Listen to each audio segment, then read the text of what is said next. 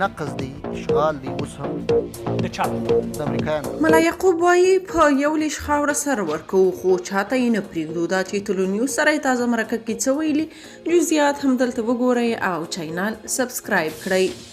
یعقوب مجاهد وایي په کورنیو چارو کې بهرنیانو ته د لاسوهنې اجازه نه ورکو. د ملي دفاع وزارت سرپرست مولوي محمد یعقوب مجاهد له تلونیوز سره په ځانګړې مرکه کې ویلي چې په هېواد کې د اسلامي امارت د قوانینو په خلاف غوښتنې هیڅکله نه منل کیږي. ښاغلي مجاهد همدارنګه ویلي د نړیوالې ټولنې ځینې غوښتنې چې د اسلامي شریعت او افغانستان له کلتور سره په ټکر کې دي د سرپرست حکومت لپاره د منلو وړ نه دي.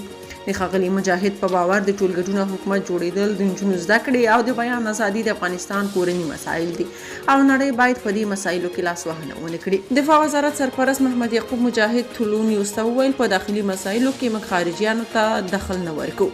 دا چې ستا د حکومت ډول څنګه وي، په څنګه شکل وي، څوک باید په حکومت کې وي او څوک باید په حکومت کې نه وي، د تعلیم سلسله د باید څنګه وي او همداسې د بیان ازادي په هکله ته باید څنګه رفتار وکړي.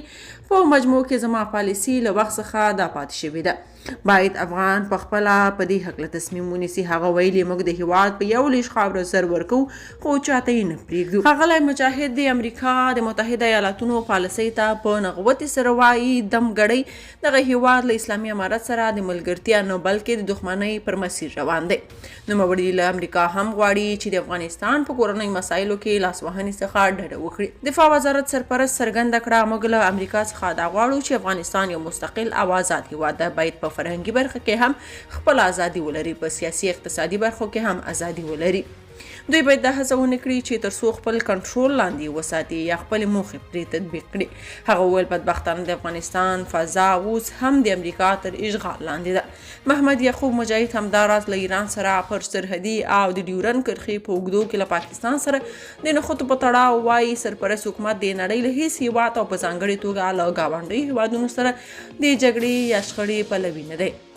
محمد یعقوب مجاهد زیاته کړه بعضې وختونه داسې پیښ شوي دي چې په ځینو سرحدونو باندې افغانان ولسي خلک ویشتل شوي، شهیدان شوي.